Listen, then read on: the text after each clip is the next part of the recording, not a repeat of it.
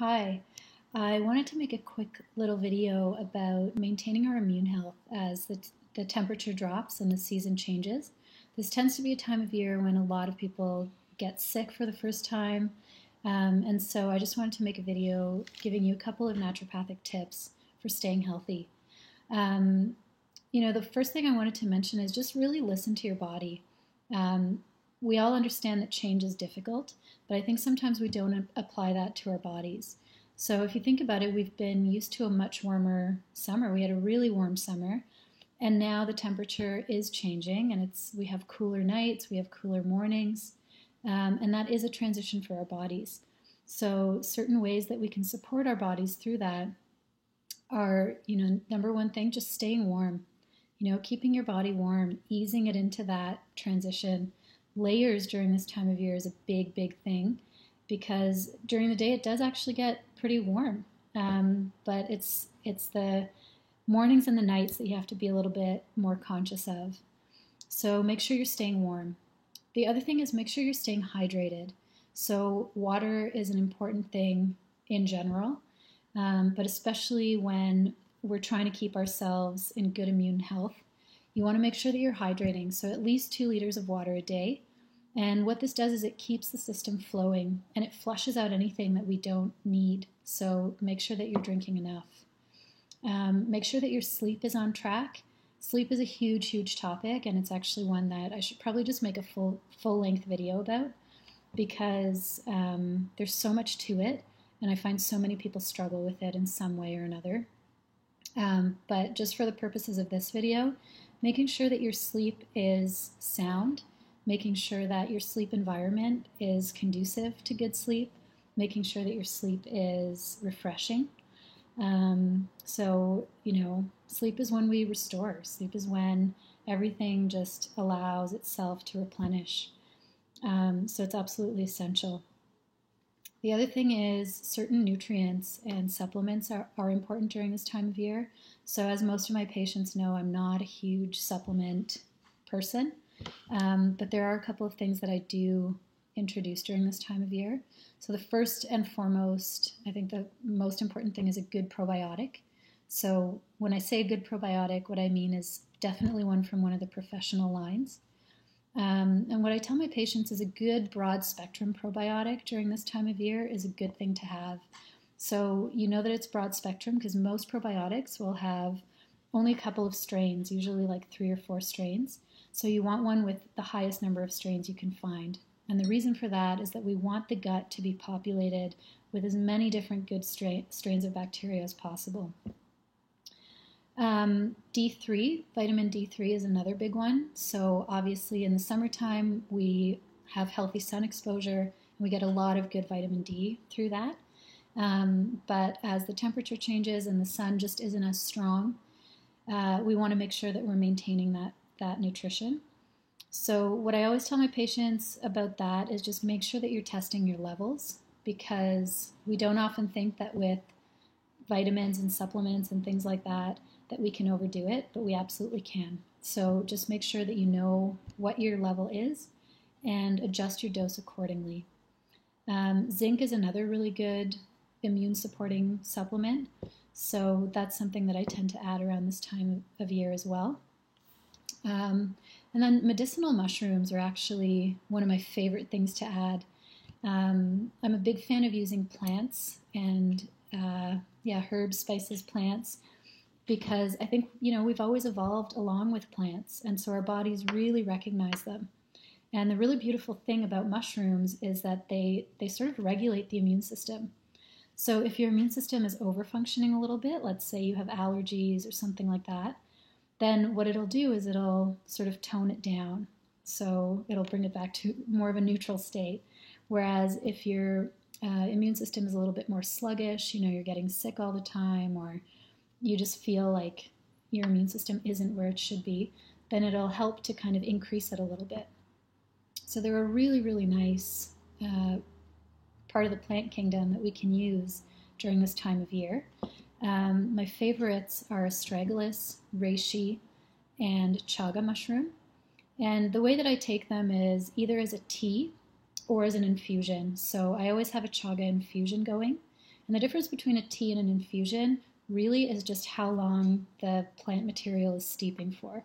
So in an infusion, what you're doing is you're essentially allowing it to steep overnight, about 8 hours. And in a tea, it's usually about, I say with the medicinal plants, 20 to 30 minutes covered. So that's a really nice way to just make sure that you're getting those good plants and those good immune regulating plants into your diet. Some other plants that are really good this time of year, one of them is licorice root. It's very, very good. It's antiviral. It actually tastes really good if you like the taste of licorice. But it's a nice thing to add this time of year. The other thing is ginger. So this is a very warming plant, as you know, if ginger root. It's very warming, which if you've ever had it, you know that that's true. And you can actually feel it, like it genuinely warms up your body. So that's a really good one to add too. And sort of like the chai flavors are a nice addition this time of year. So cinnamon is another one, cardamom, black pepper. These types of flavors are really nice, and they will keep you warm and they'll improve your circulation, which is good for keeping you healthy. And speaking of circulation, hot and cold showers, nobody likes to hear this, but I've actually recently started doing them myself, and they're quite good. They really do boost your energy, and they definitely improve your circulation. So what a hot and cold shower, it's really called a contrast shower, but sometimes people forget what that is, so I've started referring to it as hot and cold showers. So basically what you want to do is get into the shower and make the water as warm as you can tolerate. And then keep that going for about 3 minutes. And then turn it so that it's as cold as you can tolerate. And let it be there for about a minute. So you want 3 to 1, hot to cold. Okay? And the important thing is to end on cold.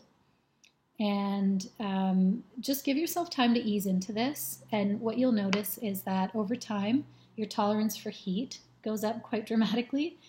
And your tolerance for cold also goes up quite dramatically. So this is a really nice thing to add into your health regimen if you're called to it. The other thing really, as I mentioned already, is just listen to your body. What does it actually need this time of year? I can't stress that enough. I think sometimes we kind of like preemptively take a lot of things, but we don't actually tune in, we don't listen, So when we do start to feel our energy dipping, we might not go to bed earlier, we might not take care of ourselves. That's the first step, and it's so essential. I'll also do another follow-up video on homeopathic acute remedies. So if you do come down with something, there are amazing homeopathic remedies for that that'll get you back to health quickly and effectively. So I'll make that video shortly. And the one last thing I just wanted to mention is, it's important to get sick every now and again. And it's not actually so much about the frequency as it is about the quality of the illness, which is kind of a weird thing to say. But, medically, we see people who either never get sick, and these are the people that tend to get sick chronically. So they never get acutely sick, they never have a cold, but they will come down with a chronic illness more often than not. The other side of the spectrum is people who get sick all the time, multiple times a season. They don't ever recover, their energy never comes back, they always have a lingering cough or mucus or whatever it might be. So, those aren't necessarily the healthiest states to be in. But it is healthy sometimes to come down with a cold because, every single day we're surrounded with so many bacteria, so many viruses, and just a ton of organisms that in a healthy state we don't ever realize because we usually don't get sick. But every now and again it's important to be affected by our environment. And the way that you know that you're dealing with something in a healthy way is, number one, a healthy person is able to mount a fever response, usually. The other thing is that it doesn't last very long. So I would say maximum a week, but really by sort of like the 4th day, you should be really starting to feel better. So it is okay to get sick, and it's important to get sick sometimes. It keeps your body's immune system on alert, right? I sometimes describe it to my patients as, if you work out your muscles, then you'll be able to lift heavy things if you need to. Whereas if you don't, then you don't. And with immunity, it's exactly the same thing. So you want to be able to have your immune system be challenged every now and again so that you're able to, one, build natural immunity towards that virus, but also so that your body knows how to deal with things in an effective way.